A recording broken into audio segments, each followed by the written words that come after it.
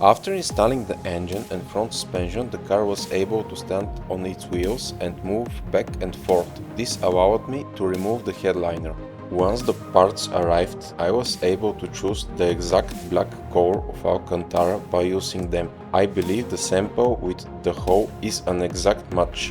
The next I proceed with removing the headliner and sanding all the beige interior upholstery for reupholstering in black Alcantara. One piece of advice: if you want to remove the headliner safely on a CLS W219, the easiest way to do it is by removing the front windshield. With all other options, you risk irreversibly damaging the headliner.